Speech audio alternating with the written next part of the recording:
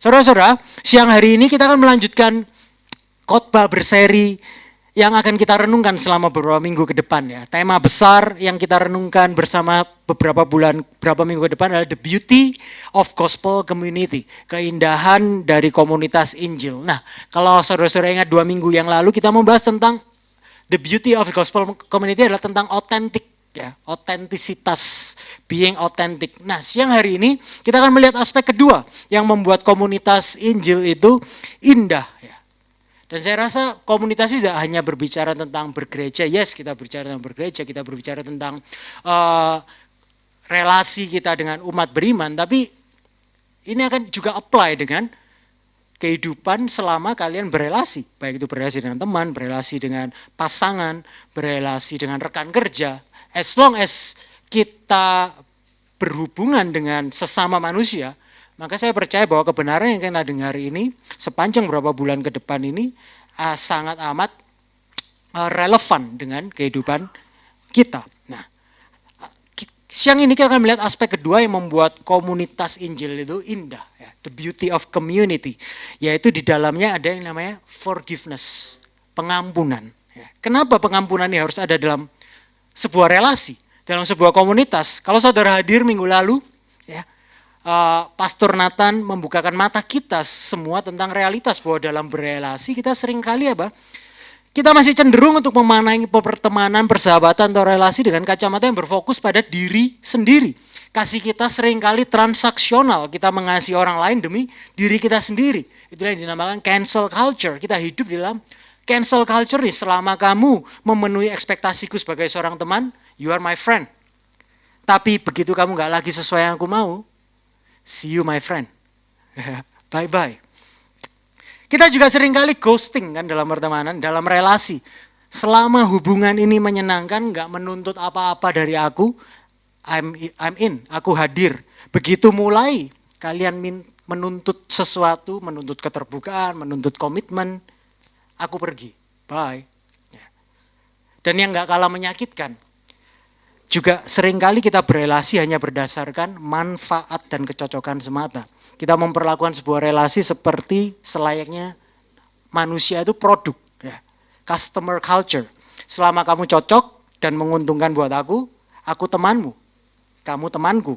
Begitu kamu gak lagi memberi manfaat buat aku cari teman lain yang berguna, bermanfaat buat aku. Benar? Nah, satu hal yang menjadi satu paket tak terpisahkan ketika kita hidup dalam komunitas antar manusia berdosa di dunia yang masih jatuh dalam dosa, kita pasti akan at some point kita jatuh kepada kecenderungan-kecenderungan ini. Kita jatuh saling menyakiti satu sama lain, baik itu sengaja maupun gak sengaja, kita saling mengecewakan. Oleh sebab itu, pengampunan adalah salah satu elemen yang sangat penting di dalam sebuah komunitas. Karena opsinya cuma 2. Kalau kita nggak melakukan ini, apa? Kita mengampuni atau kita dalam hati mulai menyimpan keinginan untuk membalas dendam. Saya jadi ingat cerita tentang sepasang suami istri yang sering kali bertengkar. Ya. Mereka bertengkar terus, pokoknya setiap hari intens lah. Nah, tapi suatu hari ketika mereka terjadi sesuatu yang aneh. Kenapa? Karena rumah tangganya tiba-tiba tenang. Ya, mereka nggak saling bertengkar. Ya. Nah, sang suami kemudian tanya kepada istrinya, sayang, oh kan nggak bertengkar, jadi panggilnya sayang, ya kan? Sayang, aku heran, setiap kali kita bertengkar, besoknya gitu, kok sekarang kamu terlihat tenang, ya kan? Rumah tangga kita tenang. Setiap kali aku biasanya melakukan ini, biasanya kamu marah, tapi sekarang kok enggak, kamu kok tenang, kamu nggak lagi marah, kamu nggak lagi ngambek, kamu nggak lagi kelihatan kesel lagi sama aku. Kok bisa? Sang istri menjawab, oh gampang. Gampang bagaimana? Suaminya penasaran kan? Istri yang jawab, sekarang aku punya trik, sekarang aku punya kebiasaan yang baru. Aku biasanya kalau kamu lagi jengkelin, aku biasanya langsung membersihkan toilet. Suaminya makin bingung, hah? Apa hubungannya membersihkan toilet dengan membuatmu menjadi tenang? Ya kan? Dan dengan santai istrinya menjawab, karena aku membersihkan toilet pakai sikat gigimu. Hope you get it. Ya. Apakah dia tenang karena dia mengampuni? No. Sang istri tetap membalas dendam. Dan membalas dendam ketika kita nggak mengampuni adalah naluri alami. Ya. Tentu saja setiap kali kita membahas topik tentang mengampuni, pengampunan ini bukanlah hal yang mudah. Ya. Seperti yang dikatakan C.S. Lewis, pengampunan adalah kata konsep yang sangat indah sampai Anda memiliki sesuatu atau seseorang untuk diampuni. Bahkan mungkin saya percaya ketika baca topiknya, ketika baca di flyer forgiveness, mendengar intro ini, mungkin ada wajah seseorang yang langsung muncul dalam benak pikiran saudara. Ya, mungkin wajah atasan saudara yang memperlakukan saudara nggak adil, mungkin rekan kerja yang mengecewakan, mungkin pasangan yang selama ini menyakitkan hati saudara, seseorang rekan di gereja yang mungkin melukai hati saudara. Itu mungkin cerita pasangan suami istri yang saling mengkhianati kepercayaan satu sama lain. Mungkin ada wajah anggota keluarga yang selama bertahun-tahun meninggalkan luka yang belum sembuh. Muncul wajah seseorang yang begitu sulit untuk saudara maafkan. Tanpa disadari kepahitan itu yang telah menggerogoti kita semuanya, menghilangkan sukacita, damai, sejahtera dalam hidup kita. Dan jika muncul wajah itu, ketika dengar intro ini saya berdoa biarlah firman Tuhan ya, yang tidak pernah berubah ini, kebenaran inilah yang akan kita renungkan, biarlah ini berbicara kepada kita, memampukan kita untuk kita dapat melepaskan pengampunan. Amin. Saya punya 2 poin untuk kita renungkan siang hari ini, yaitu bagaimana cara mengampuni dan kekuatan untuk mengampuni. Apa yang kita dengarkan ini pasti mungkin semua kita sudah pernah dengar. Dan yang paling susah adalah ketika nanti kita keluar dari tempat ini dan kita melakukannya. Tapi saya berdoa biar Roh Kudus memampukan kita semua. Nah, bacaan kita siang ini diambil dari Matius 18 ayat 21 sampai 35. Matius 18 ayat 21 sampai 35. Tapi kita gak akan baca ayatnya semuanya, tapi kita akan bahas langsung sembari kita baca ayatnya sembari kita langsung akan membahas isinya. Yang siap membahas firman Tuhan, bisa katakan amin? Puji nama Tuhan. Pertama, bagaimana cara mengampuni? Matius 18 ayat 21, bisa buka Alkitab saudara kalau saudara bawa atau baca di sini. Ini 21 berkata, kemudian datanglah Petrus dan berkata kepada Yesus, Tuhan, sampai berapa kali aku harus mengampuni saudaraku jika ia berbuat dosa terhadap aku? Dijawab sendiri sama Petrus, sampai 7 kali. Izinkan saya menjelaskan konteks ayat ini ya. Sebelumnya Yesus itu baru saja mengajar tentang apa yang harus dilakukan ketika ada saudara seiman yang berbuat salah kepada kawanan saudara seiman itu. Ya, tentu tujuannya bukan untuk membalas atau menjauh, tapi tujuannya mencari pendamaian dan pemulihan. Nah, setelah mendengarkan pengajaran itu, Petrus mengajukan sebuah pertanyaan yang mungkin juga pernah muncul di benak kita semuanya. Tuhan, kalau ada saudaraku yang terus-menerus berbuat salah kepada aku, berapa kali aku harus mengampuninya? Ya, sampai 7 kali kah? Sejauh mana batasannya? Pasti ada batasnya kan? Apa batasannya? Pasti ada semacam batasan untuk berapa kali aku ini harus mengampuni. Nah, lalu Petrus mengusulkan angka yang menurutnya sangat murah hati, yaitu 7 kali. Nah, 7 ini bukan angka yang random, karena pada zaman itu banyak rabi Yahudi mengajarkan bahwa seseorang itu cukup mengampuni 3 kali saja. Dan pada pelanggaran keempat, itu saudara dapat melampiaskan amarah saudara pada orang yang menyakiti saudara. Nah, Petrus ketika menanyakan ini kepada Yesus, dia itu sudah melampaui batasan dari kuota di zaman itu. Ya. Bahkan 2 kali lipat kan, batasannya 3. Dia bilang 7 kali kah Yesus? Ya. Coba bayangkan, ada orang yang sama yang terus menyakiti saudara, mengulangi kesalahan yang sama lagi dan lagi. Berapa kali saudara sanggup mengampuni sampai akhirnya berkata, aku sudah gak tahan lagi. Mungkin sebagian dari kita bahkan gak sampai 7 kali, benar? 3 kali aja udah top. Ya. Tapi jawaban Yesus terhadap pertanyaan Petrus benar-benar mengejutkan. Ayat selanjutnya 22 dikatakan, Yesus berkata kepada Petrus, bukan 7. Aku berkata kepadamu, bukan sampai 7 kali, melainkan sampai 70 kali 7 kali. Berapa saudara? 70 kali 7. Berapa 70 kali 7 itu? 490. Wah, lulusannya IPA semua nih ya. Apa maksud Yesus ketika kita harus menghitung satu persatu? Oke, hari ini pelanggarannya, hari ini kamu sudah melanggar sampai ke 321. Berarti aku masih harus mengampuni. Nanti kalau hari ini seseorang itu sudah melanggar 491, baru aku akan balas. Tentu saya percaya bukan itu maksud Yesus ya. Yesus tidak sedang memberikan angka untuk dihitung. Yesus sedang berkata kepada Petrus, justru berhentilah menghitung. Martin Luther King yang adalah seorang pendeta baptis dan salah satu tokoh berpengaruh dalam memperjuangkan hak-hak asasi manusia di Amerika Serikat mengatakan, pengampunan bukanlah tindakan yang dilakukan sesekali, pengampunan adalah sikap hidup yang terus menerus. Intinya sederhana, pengampunan dalam kehidupan Kristen itu nggak punya batas. Nah sekarang jika saudara membicarakan ini hanya secara teori, kita bisa ngomong kan, oke pastor, saya ngerti orang Kristen tuh harus mengampuni. Itu memang standar yang Tuhan tetapkan. Tapi ceritanya berbeda ketika kita benar-benar sedang terluka oleh seseorang. Untuk mengampuni orang itu berulang kali, sekali mungkin bisa, 2 kali mungkin bisa, 3 kali ya mungkin masih bisa. Tapi terus-menerus, berkali-kali, bagaimana caranya? Kalau jujur mungkin sebagian besar dari kita akan berkata apa? Mustahil. Dan Yesus tahu persis pergumulan itu ketika dia menjawab Petrus dengan 70 kali 7. Yesus tahu bahwa mengampuni tanpa batas itu bukanlah sesuatu yang mudah diterima, apalagi dilakukan.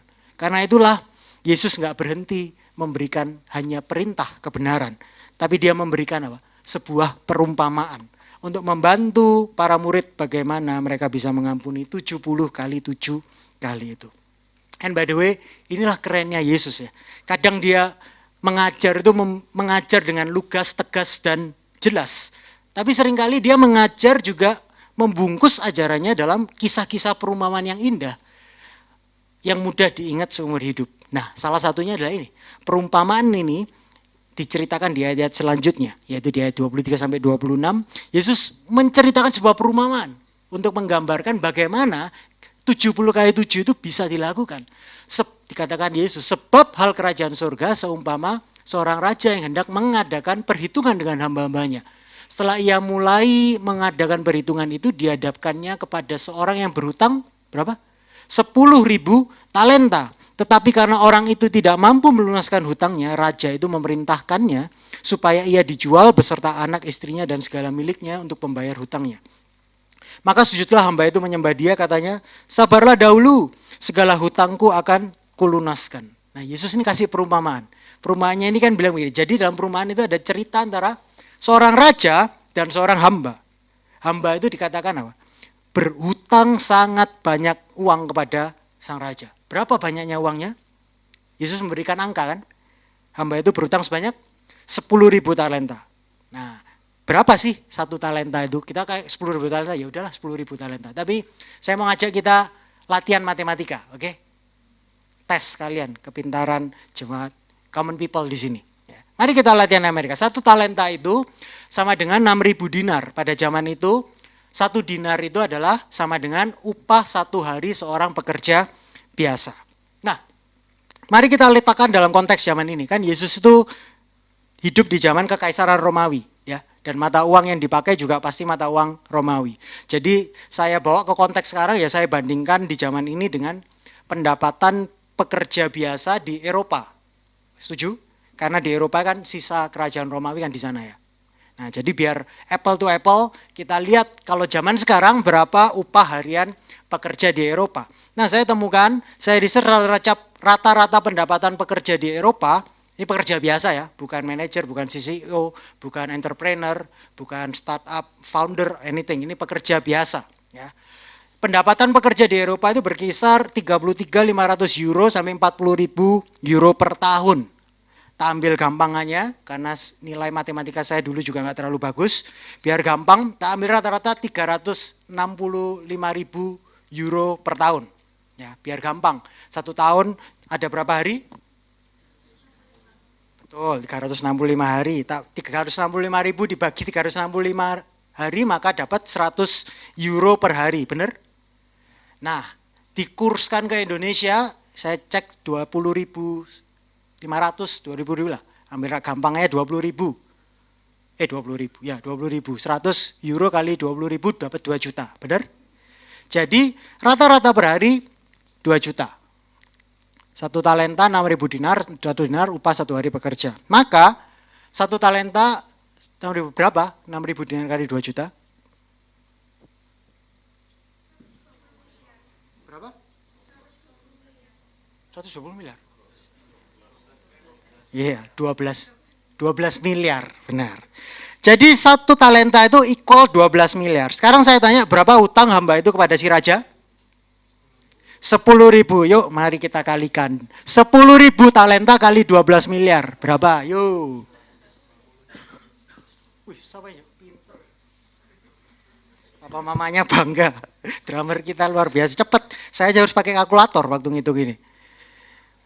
Dapat angka 120 triliun. Fantastis gak jumlahnya? Jadi raja menuntut agar hamba itu membayar hutang 120 triliun kepadanya. Tapi hamba ini, pekerja biasa ini, gak mampu. Hutangnya terlalu besar, hutang yang tidak mungkin dibayar. Raja kemudian, dikatakan tadi, memerintahkan untuk menjual hamba itu, keluarganya dan semua miliknya sebagai pembayaran. Ngomong-ngomong, hutangnya sangat besar sehingga menjual dirinya, keluarganya, harta miliknya itu sama sekali nggak akan menutup hutangnya kepada raja. Ya, hamba itu dihukum oleh raja karena kesalahannya, bukan dihukum untuk mengganti kerugiannya. Karena hutang yang dimiliki hamba itu kepada raja mustahil untuk dibayar. Tetapi kemudian hamba itu berlutut, kan tadi dikatakan memohon belas kasihan kepada raja. Ia berkata, Tuanku, sabarlah dahulu, aku akan bayar semua hutangku kepadamu. Nah, ini permohonan ini sebenarnya putus asa, kan. Ia hanya meminta raja untuk bersabar, memberinya waktu untuk membayar semuanya, padahal dia tahu mau kerja sampai kayak apapun tidak mungkin akan dapat melunasi hutangnya yang 120 triliun itu. Dan yang menakjubkan adalah nggak berhenti di sini. Kisah ini yang menakjubkan adalah sang raja melakukan sesuatu yang luar biasa. Ayat selanjutnya ayat 27 berkata, lalu tergeraklah hati raja itu oleh belas kasihan akan hamba itu sehingga ia membebaskannya dan menghapus hutangnya. What? Sang raja bukan memberi tenggang waktu tambahan, raja bukan meringankan beban cicilan, tetapi raja mengampuni, menghapuskan hutang 120 triliun itu pada si hamba tersebut. Oke, biar lebih gampang. Bisakah saudara bayangkan? Pernah lihat lambang-lambang ini? Saya kira mungkin yang langsung familiar, sebagian besar dari saudara di sini mungkin at some point pasti memiliki beberapa cicilan pinjaman, mungkin cicilan mobil, cicilan rumah, cicilan modal kerja dari bank. Bagaimana jika suatu hari finance atau bank-bank tersebut kemudian menelpon saudara dan berkata, Pak Randy, kami berbelas kasihan kepada Bapak. Ya, Bapak nggak perlu lagi bayar pinjaman Bapak. Ya, by the way, Randy nggak punya pinjaman. Ya. Ini cuma contoh. Ya. Semua sisa tagihan Bapak sudah kami anggap lunas. Apa kira-kira respon Pak Randy? Wis, nggak gitulah pasti. Pasti akan bersorak-sorak, speechless ya kan. This is the best day in my life. Saudara, mungkin dia akan lompat-lompat, lari-lari, mungkin ketemu orang siapapun, dia akan bilang, semua pinjaman saya lunas. Betul? Inilah yang dilakukan sang raja. Artinya apa? Hutang yang mustahil dilunasi, dihapuskan sepenuhnya oleh belas kasihan raja. Oke, stop berkhayal ya. Kembali ke realitas. Sepulang dari gereja ini, yang punya cicilan tetap perlu dibayar. Oke. Nah, saudara, di sini sebenarnya Allah sedang menyatakan Allah itu seperti apa sih kepada kita ini? Karena banyak orang salah dalam memandang Tuhan. Mereka takut kepada Tuhan atau bahkan mereka takut menyentuh Alkitab karena mereka mengira Alkitab itu hanya berisi tuntutan. Mereka membayangkan Tuhan itu terus seperti kayak debt collector, bayar hutang. Mereka pikir kekristenan itu adalah tentang berusaha melunasi hutang dosa dengan melakukan banyak hal baik. Saya harus lebih taat, saya harus lebih rajin, saya harus memberi lebih banyak, saya harus jadi orang yang lebih baik. Seolah-olah semua cara-cara itu adalah cara untuk membayar kembali dosa-dosa mereka kepada Tuhan. Mereka berpikir bahwa Tuhan adalah seorang debt collector yang datang kepada mereka dan Alkitab itu berisi apa? Tata cara, persyaratan bagaimana caranya bisa membayar utang itu. bayar, bayar, bayar. Tapi bukan itu Allah kita. Dan bukan itu pesan firman Allah yang tidak pernah berubah itu. Alkitab nggak datang kepada kita dengan pesan bayarlah hutangmu kepada Tuhan. Why? Karena hutang dosa kita itu terlalu besar. Tidak ada seorang pun dari kita yang sanggup melunasinya. Dan menariknya semua agama mengajarkan bahwa pada dasarnya cobalah lebih keras, lakukan lebih banyak, bayar hutangmu. Tapi hanya firman Allah. Hanya Alkitab, firman Tuhan yang mengatakan bahwa ada pribadi lain yang telah membayarnya untuk kita. Yaitu Yesus Kristus yang telah membayar semuanya. Allah melalui firman-Nya memberitakan kabar baik ini. Yesus Kristus yang datang menanggung hutang yang tidak sanggup kita bayar. Melalui kematiannya di kayu salib, bukankah dia berkata, sudah selesai, tetelestai, sudah lunas, berarti hutang telah lunas sepenuhnya. Saudara-saudara, izinkan saya mengatakan ini siang hari. Mungkin ada saudara yang datang ibadah siang hari ini, melihat hidup dan diri saudara, mana mungkin Tuhan mau mengampuni aku lagi setelah semua yang telah aku lakukan. Dengarkan saya, hutang dosa kita kepada Allah jauh lebih besar daripada 10.000 talenta. Bahkan tidak ada angka yang cukup besar untuk menggambarkannya. Tapi ada kabar baik, yaitu Allah bersedia mengampuni, menghapus seluruh dosa itu. Jadi jika hari ini saudara-saudara datang kepadanya, bertobat dari dosa-dosa saudara dan percaya kepada Yesus Kristus, anaknya yang tunggal itu, seluruh hutang dosa saudara itu dihapuskan oleh anugerahnya. Yang percaya bisa katakan amin. Kembali ke perumpamaan si raja dan si hamba. Nah, setelah si hamba ini mendapatkan penghapusan hutang yang sebanyak 120 triliun itu, jika hamba itu saya akan berpikir untuk mengadakan pesta untuk merayakan beban berat yang sudah terlepas dari pundak saya yang telah hilang ini. Dan saya akan beritahu sebanyak mungkin orang tentang kebaikan dari raja yang baru saja menghapus hutang 120 triliun itu. Tapi apa yang hamba ini lakukan, yang hutangnya baru dihapuskan ini? Alih-alih bersyukur dan menikmati kebebasan yang baru diterimanya, hal pertama yang ia lakukan adalah ia pergi cari temannya. Bukan untuk ngajak pesta, tapi ayat 20 berkata, tapi ketika hamba itu keluar, ia bertemu dengan seorang hamba lain yang berhutang 100 dinar kepadanya. Ia menangkap dan mencekik kawannya itu, katanya bayar utangmu. Dia pergi mencari rekannya yang ternyata berhutang kepada dia. Besarnya di sini tulis 100 dinar. Ingat tadi 1 dinar adalah upah 1 hari kerja. 1 dinar equal berapa kalau di Indonesia? 2 juta. Yes, betul. Jadi 100 dinar berapa? 200 juta. Jadi hamba ini ketemu temannya yang utang dia 200 juta. Boleh nggak kita sepakat kalau 200 juta itu bukan jumlah yang kecil? Kalau ada dari kalian utang saya 200 juta, pasti tak kejar dulu. Ya. Kita sepakat ya, Mas, 200 juta ini bukan angka yang kecil ya. Tapi ada perbedaan besar utang 120 triliun dengan 200 juta ini. Kenapa? Karena 200 juta ini masih mungkin nggak dilunasi sama temannya ini. Masih mungkin kan, dengan waktu, usaha, orang ini masih bisa membayarnya kembali. Tapi ironisnya, hamba yang baru saja dibebaskan dari utang yang begitu besar ini, ketika ia bertemu dengan sesamanya, seorang hamba yang berhutang kepadanya hanya 100 dinar, ia langsung menangkap, mencekik sambil menuntut pembayaran hutang. Dapatkah saudara melihat betapa kontrasnya sikapnya? Baru saja ia menerima belas kasihan yang begitu luar biasa, tapi ia nggak mau menunjukkan belas kasihan yang jauh lebih kecil sebenarnya kepada rekannya. Lalu perhatikan apa yang terjadi di ayat 29-30. Maka sujudlah kawannya itu yang berhutang 100 dinar itu dan memohon kepadanya, sabarlah dahulu, hutangku ini akan kulunaskan. Tetapi ia menolak dan menyerahkan kawannya itu ke dalam penjara sampai dilunaskannya hutangnya. Apakah kata-kata sabarlah dahulu, hutangku itu akan kulunaskan itu terdengar familiar? Itu persis kata-kata si hamba yang berhutang sama raja itu yang diucapkan kepada raja, benar? Dulu dia yang berlutut memohon belas kasihan, dulu ia yang minta waktu, dulu ia yang berharap menerima pengampunan, tapi sekarang ketika ia berada di posisi raja untuk menunjukkan belas kasihan yang sama, ia menolak memberikan belas kasihan yang sama yang dia terima dari raja. pastor, hamba iku mbocingli banget, nggak masuk akal banget. Apa artinya 200 juta dibandingkan 120 triliun? Hamba itu bukannya harusnya let it go saja. Let it go, let it go. Ya. Tapi if that's in your mind, jika itu yang terbersit di pikiran kalian, itulah tepatnya bagaimana kita terlihat di mata Tuhan ketika kita menolak untuk mengampuni orang lain.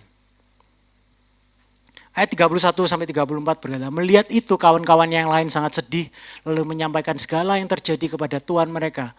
Raja itu menyuruh memanggil orang itu, yaitu hamba yang mencekik dan menagih hutang 100 dinar itu, dan berkata kepadanya, hai hamba yang jahat, seluruh hutangmu telah kuhapuskan karena engkau memohonkannya kepadaku.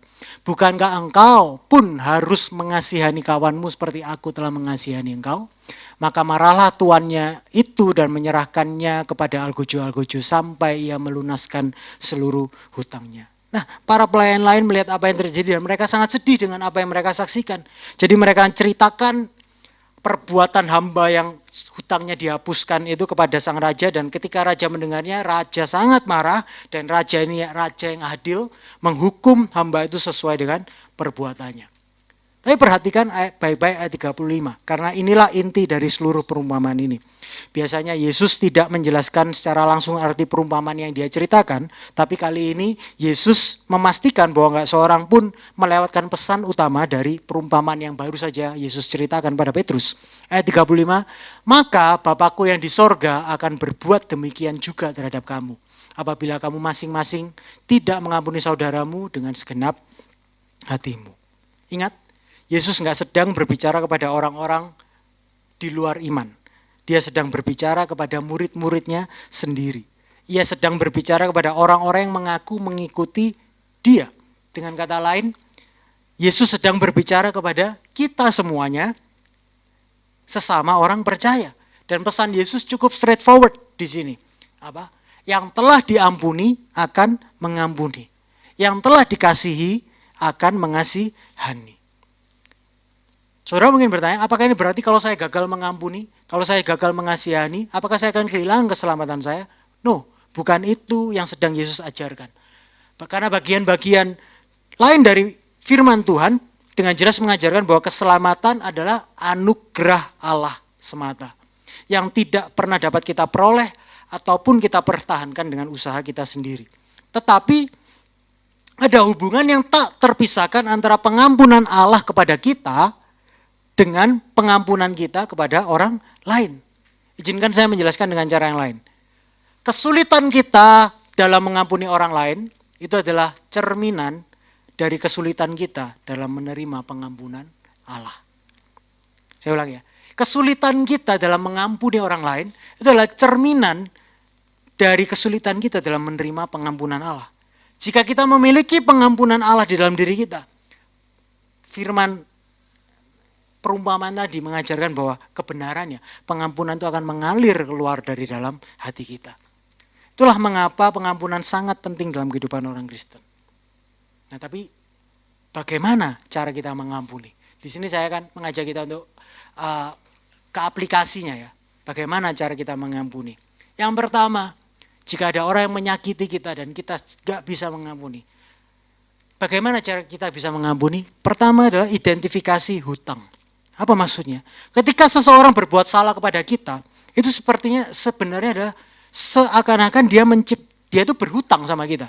Yaitu apa? Hutang emosional, hutang rasa sakit, hutang dilukai.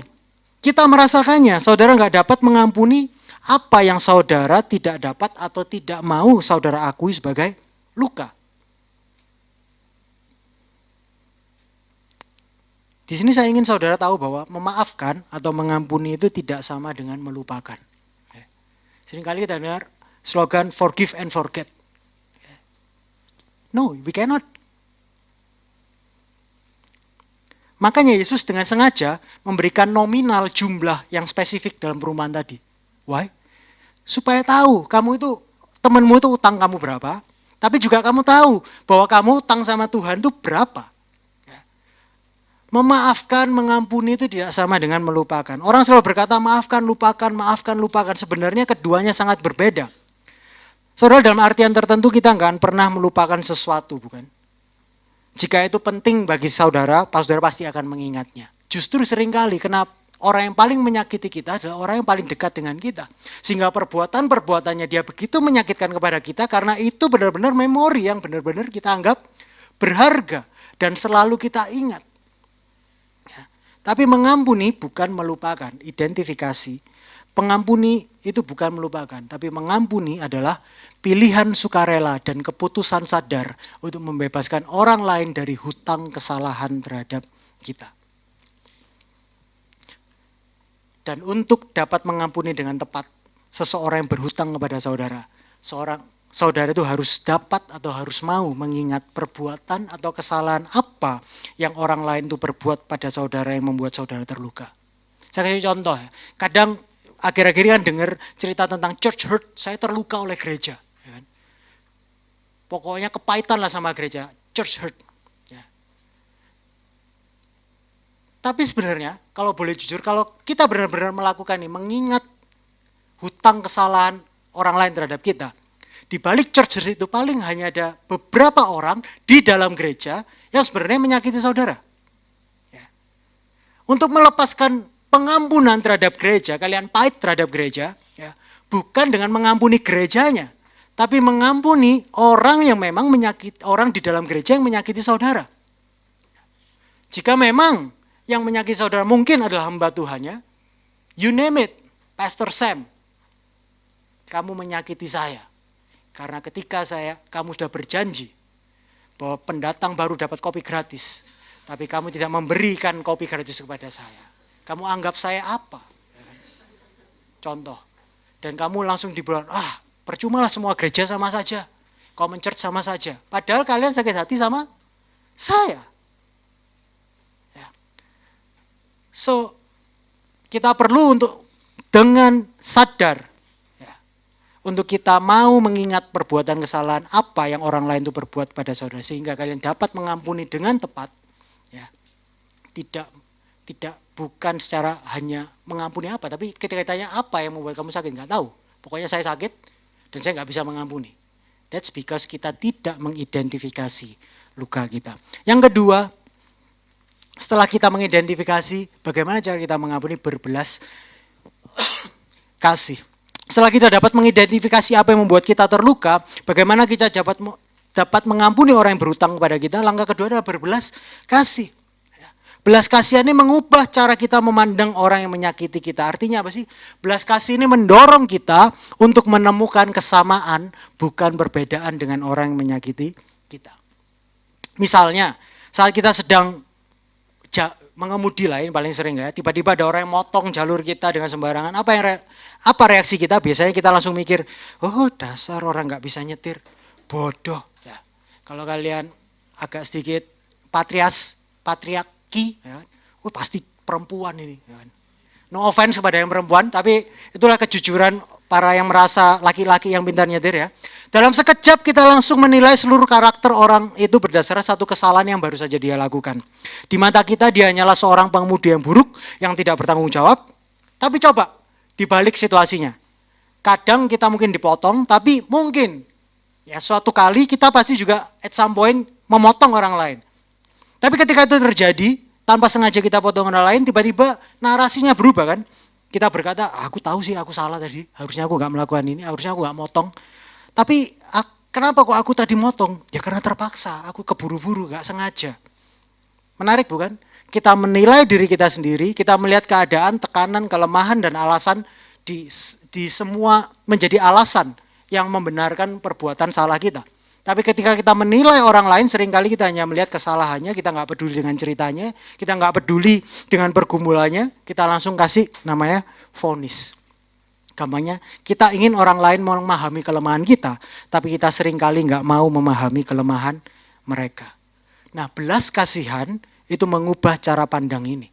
Belas kasihan itu berkata, aku nggak lebih baik dari orang itu.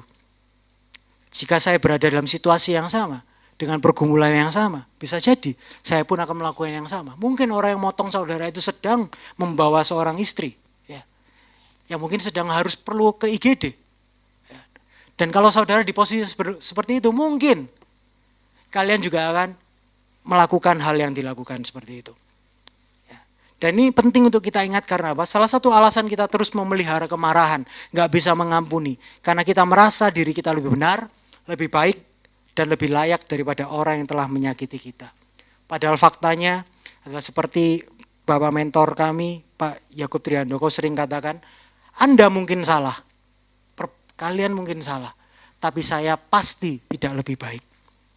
Ada terusannya kan, kita sama-sama pendosa, cuma beda area saja.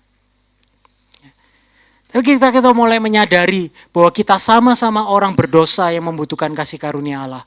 Banyak alasan-alasan untuk tidak mengampuni mulai berguguran. Dan di sanalah kita akan semakin mudah menunjukkan belas kasihan kepada orang lain. Dan setelah kita mengidentifikasi hutang, setelah kita berbelas kasihan, yang terakhir adalah yang paling penting, yaitu kita melepaskan pengampunan kepada orang yang melukai kita. Ketika seorang menyinggung perasaan saudara, ketika seorang membenci saudara, ketika seseorang memfitnah saudara, saudara merasa ada utang yang harus mereka bayar. Itulah utang emosional dan saudara menuntut orang itu untuk membayar utang tersebut. Tapi pengampunan adalah pilihan sukarela dan disengaja untuk mengatakan, aku membebaskan kamu dari utang itu, aku gak akan menuntut kamu untuk membayar, aku gak mau membuat kamu menderita. Tapi pastor, gak mungkin. Pastor gak ngerti sih apa yang orang lain itu lakukan pada saya. Yes, pengampunan tidak pernah mudah dijalani ketika itu giliran kita untuk mengampuni. Di awal kan, konsep yang indah sampai kita punya seseorang untuk kita ampuni. Tapi dari perumpamaan yang baru kita bahas ini, kita melihat bahwa sangat berbahaya bagi kita sebagai orang Kristen untuk mengatakan, aku gak akan pernah memaafkannya. Aku gak akan pernah bisa memaafkannya. Aku gak akan pernah mengampuni dia. Karena pernyataan seperti itu, sikap hati seperti itu seperti hukuman penjara bagi diri kita sendiri. Ketika kita mengatakan aku gak akan pernah mengampunimu, aku gak akan pernah bisa memaafkannya, itu sama saja dengan saudara mengatakan kepada diri saudara apa? Masukkan aku ke dalam penjara. Seperti si hamba yang gak mau mengampuni itu. Dia yang memasukkan dirinya ke dalam penjara. Aku gak akan pernah memaafkannya adalah pernyataan yang membuat kita terkurung. Itu adalah pernyataan yang membuat kita menderita. Bukan berarti Tuhan benci kita, bukan berarti Tuhan itu akan melemparkan kita ke neraka, bukan itu. Tapi Tuhan akan memastikan perbuatan gak mau mengampuni itu seperti dihukum agar saudara belajar, agar saudara melihat bahwa tidak benar, tidak baik, tidak sehat jika saudara tidak memaafkan orang lain. Dan kalau boleh jujur, saya telah melihat banyak orang, teman-teman yang berjuang menderita di dalam hidup, dalam kepahitan. Karena apa sih? Karena tidak mau memaafkan. Ada sebuah ungkapan yang mengatakan kebencian itu seperti meminum racun dan kemudian berharap racun itu membunuh orang yang kita benci. Betapa bodohnya. Yes, tapi itulah yang terjadi ketika kita nggak mau mengampuni. Ada sebuah ilustrasi yang sangat baik ketika saya mempersiapkan dia ceritanya begini. Ada seorang guru sekolah minggu yang ingin mengajarkan anak sekolah minggunya tentang mengampuni, ya, tentang pengampunan. Jadi guru sekolah minggu itu ketika dia mengajar minggu depannya dia berpesan untuk minggu depannya kepada murid-muridnya, minggu depan kalian waktu datang sekolah minggu bawa shopping bag ya, bawa karung kayak, bawa tas belanja, betul. Tas belanja, nanti saya akan siapin sesuatu buat kalian bawa pulang minggu depan. Wah, anak-anak excited. Kemudian minggu depannya anak-anak datang dan membawa tas belanja mereka masing-masing. Dan kemudian di ibadah sekolah minggu itu sang guru membawa sekeranjang penuh. Dan isinya adalah kentang, potato. Lalu ia berkata kepada murid-muridnya, nih ambil sebanyak-banyak kentang yang kalian mau. Lalu buat apa? Saya ingin kalian, kepada anak-anak mengambil beberapa kentang dan pada setiap kentang tuliskan nama orang-orang yang pernah menyakiti kalian atau orang-orang yang paling sulit kalian maafkan. Wah, anak-anak itu langsung dengan cepat ya ngambil Kan kentang gampang ya nulisnya, pakai pisau, pakai bolpen. Mereka tulis nama-nama di kentang mereka. Ada yang nulis nama teman sekolah mereka, ada yang nulis nama teman bermain mereka, ada yang menulis orang tua mereka, ada yang menulis nama beberapa orang yang mereka buat bikin kesal ya. Mungkin juga salah satunya guru sekolah minggunya itu ya. Dituliskan semuanya. Nah, setelah selesai menuliskannya, sekarang guru itu berkata, oke, sudah, sekarang masukkan semua kentang itu ke dalam tas shopping bag kalian itu, tas belanjaan. Dan selama 2 minggu ke depan, kemanapun kalian pergi, kalian harus bawa tas itu bersama kalian. Nah, murid-murid sekolah minggu taat sama gurunya. Jadi setiap hari mereka bawa tas yang isinya kentang itu, yang sudah ditulisin nama itu, kemana-mana. Ke sekolah dibawa, ke tempat bermain dibawa, di rumah dibawa, kemanapun mereka pergi mereka bawa. Awalnya mereka senang, excited, ya, lucu ya kan. Ada kentang, ditanya apa itu kentangnya sama teman-teman yang mungkin gak sekolah minggu kan. Ini ada namanya. Tapi lama-kelamaan mereka mulai ngeluh. Kenapa? Karena bawa terus kan. Tas itu jadi berat, merepotkan, mengganggu kemanapun mereka pergi. Tapi masalah yang lebih besar kemudian muncul setelah beberapa minggu. Apa itu? Kentang-kentang itu mulai membusuk, baunya menjadi tidak enak. Beberapa bahkan menjadi lembek dan jadi berlendir. Tapi mereka harus tetap membawanya kemana-mana karena disuruh bawa 2 minggu. Apakah saudara mengerti? Guru sekolah minggu ini telah menjelaskan maksud pengampunan dengan begitu jelas. Jika saudara ingin menyimpan dendam, saudara ingin membawa dalam pikiran saudara orang-orang yang telah menyinggung saudara dan saudara berkata pada diri saudara sendiri, aku gak akan pernah bisa memaafkan dia dan aku gak pernah mau memaafkan dia. Saudara itu sedang membawa beban dalam hidup saudara, lendir berbau busuk dalam hidup saudara. Dan bukankah ini inti dari perumpamaan yang Yesus ceritakan ini? Jika kita enggak memaafkan, kitalah yang akan menderita karenanya. Dan mungkin itulah alasan mengapa kita berjuang dalam hidup, mengapa kita enggak pernah menemukan sebuah relasi yang memuaskan. Karena kita enggak pernah mau, masih membawa kentang-kentang busuk itu yang terus kita pikul. Tapi di mana kekuatan untuk mengampuni orang-orang yang tidak terampuni itu? Poin yang terakhir, saya percaya hanya Injil yang memungkinkan untuk mengampuni dari hati kita yang terdalam. Enggak ada solusi lain. Semua solusi lain bersifat dangkal karena itu tidak berhubungan dengan akar masalah, kita enggak bisa mengampuni dalam hati. Tapi yang ada dalam Injil, hanya dalam Injil yang memungkinkan kita untuk mengampuni dengan tulus. Mengampuni dengan tuntas. C.S. Lewis kembali mengingatkan kita akan esensi menjadi orang Kristen. Apa sih esensi jadi orang Kristen ini? Why we are here today? Menjadi seorang Kristen itu berarti memaafkan hal yang tak termaafkan. Karena Allah telah mengampuni hal yang tak termaafkan dalam diri kita. Ada orang-orang berdosa, ada orang-orang yang berhutang dosa senilai 100 dinar kepada saudara-saudara. Saudara ingin mereka membayarnya kembali. Tapi satu-satunya cara saudara dapat memaafkan orang yang tak termaafkan itu. Tadi kita agree, 100 dinar itu bukan jumlah yang kecil. 200 juta bukan jumlah yang kecil. Luka yang orang lain buat dalam kehidupan saudara. That's huge, itu big, itu besar. Itu memang luka yang dalam dan luka yang valid untuk kalian merasa sakit, terluka dan gak mau mengampuni, gak bisa mengampuni. Tetapi satu-satunya cara saudara dapat memaafkan orang yang tak termaafkan itu adalah ketika saudara terlebih dahulu mengidentifikasi betapa luar biasanya besar hutang saudara telah diampuni oleh Allah di dalam Yesus Kristus. Saudara sadari bahwa saudara itu seperti hamba itu berhutang dosa senilai 10.000 talenta kepada raja. Tapi raja itu telah berbelas kasih menghapus semuanya untuk saudara. Dan ia menghapus hutang itu karena ia sendiri yang menanggung hutang itu. Gak ada pengampunan cuma-cuma. Seseorang harus membayar hutang tersebut. Kalau saudara dilepaskan, orang lainlah yang menanggung besarnya hutang yang tidak terbayarkan itu. Dan pertimbangkan apa yang Allah harus bayar untuk mengampuni kita.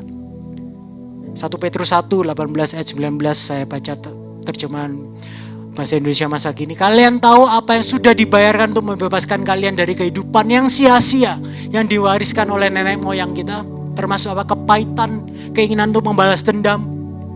Apa bayarannya bukanlah sesuatu yang bisa rusak seperti perak dan emas, melainkan sesuatu yang sangat berharga, yaitu diri Kristus sendiri.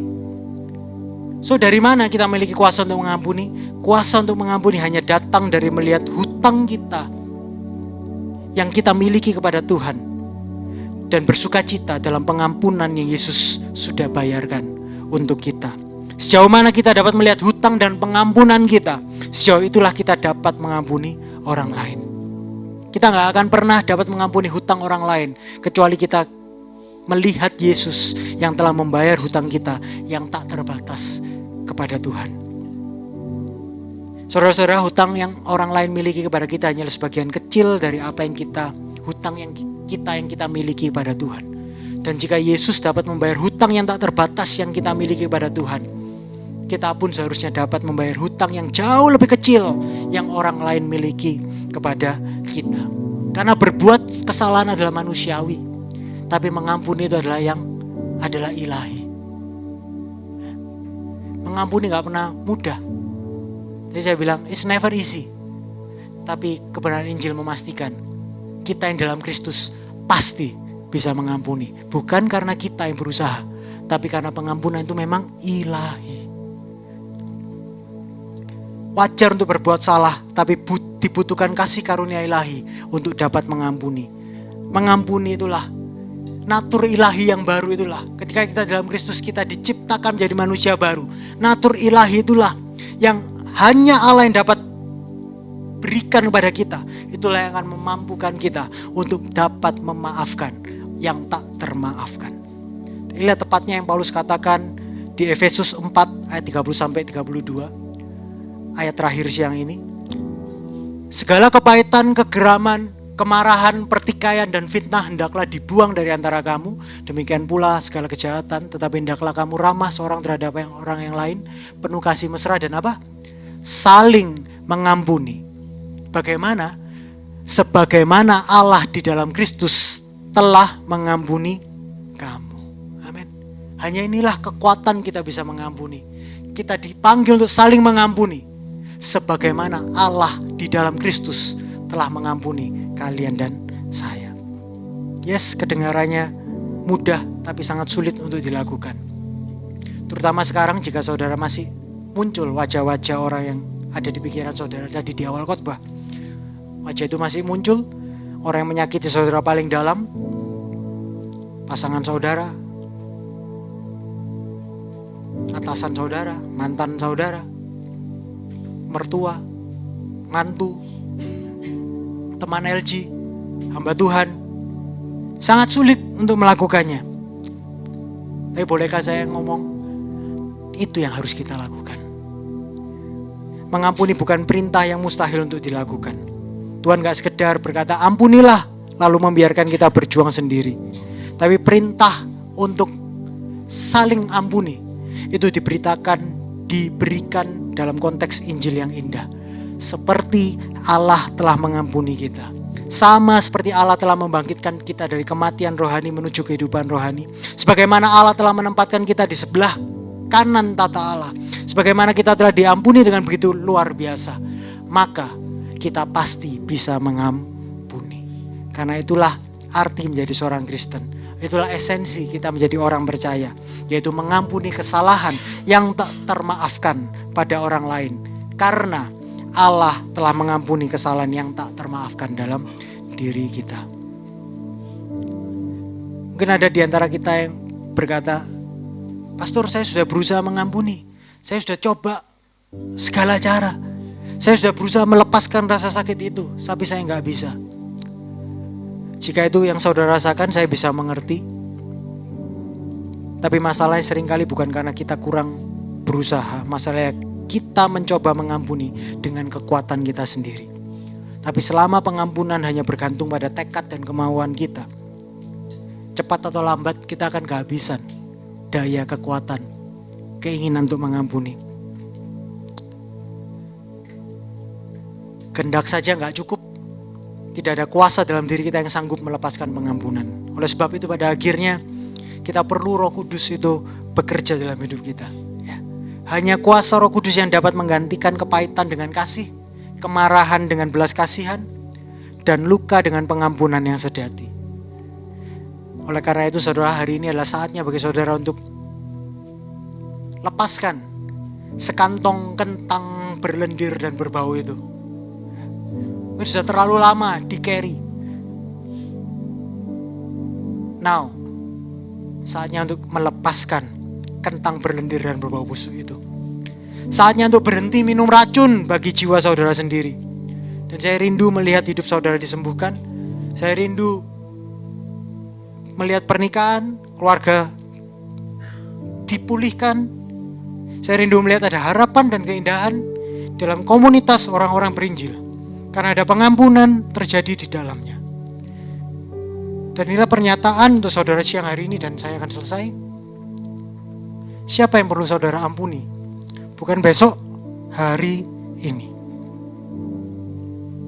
Mari saya undang kita bangkit berdiri. Berhentilah memenjarakan diri sendiri.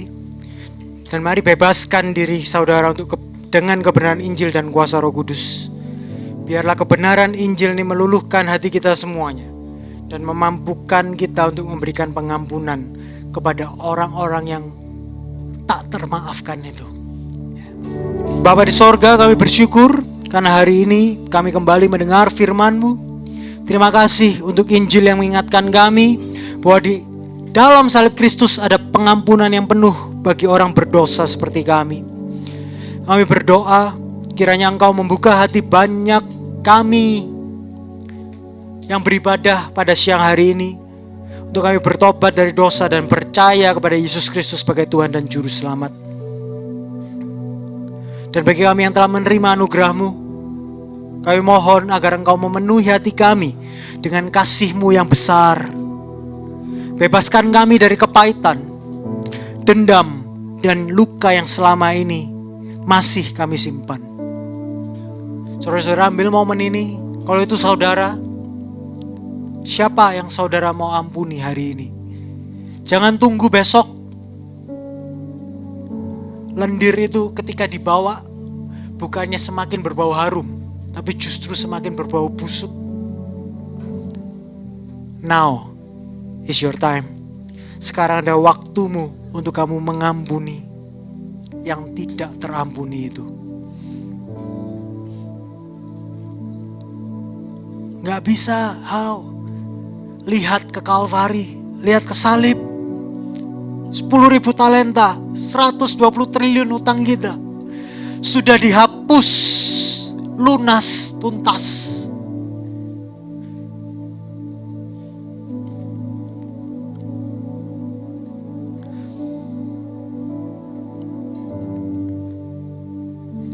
Roh Kudus mampukan kami mengampuni. Dan kami mau melepaskan pengampunan itu siang ini di dalam nama Tuhan Yesus. Bebaskan kami dari kepahitan, dari dendam dan luka yang selama ini kami simpan. Lepaskan kami dari penjara yang kami bangun sendiri ketika kami menolak mengampuni. Singkirkan racun kepahitan yang menggerogoti jiwa kami. Kami mau lepaskan beban itu siang ini. Kami mau lepaskan semua yang menguras sukacita, damai sejahtera yang kami miliki. Lepas siang hari ini.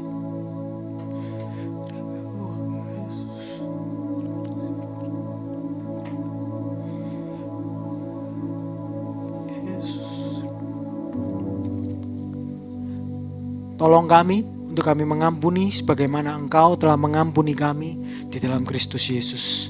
Biarlah kami mengalami kebebasan sejati yang sudah kami dapatkan oleh karena kasih karunia-Mu. Kami berdoa Tuhan, biarlah kami menikmati the beauty of the gospel community dalam keluarga kami, dalam pernikahan kami, dalam pekerjaan kami, dan juga dalam gereja kami. Berkati setiap relasi yang kami miliki Tuhan. Biarlah keindahan Injil melalui pengampunan yang sudah dapat kami lepaskan, yang Kau mampukan kami untuk lepaskan, itu memulihkan setiap relasi yang kami miliki Tuhan. Berkati setiap kami, dan biar kami hidup menikmati keindahan berada di dalam komunitas Injil. Terima kasih ya Tuhan Yesus, hambamu telah selesai berbicara. Tuhan biarlah Roh Kudus terus berbicara kepada kami masing-masing, memampukan kami untuk dapat terus melepaskan pengampunan kepada orang-orang yang mungkin dalam perjalanan iman kami selama kami masih hidup ini akan terus mengecewakan kami, akan mungkin melukai kami. Tapi kami gak perlu takut lagi untuk kami dilukai, karena kami tahu kami tetap pasti akan mampu mengampuni Bapa. Di dalam nama Tuhan Yesus Kristus kami berdoa. Amin.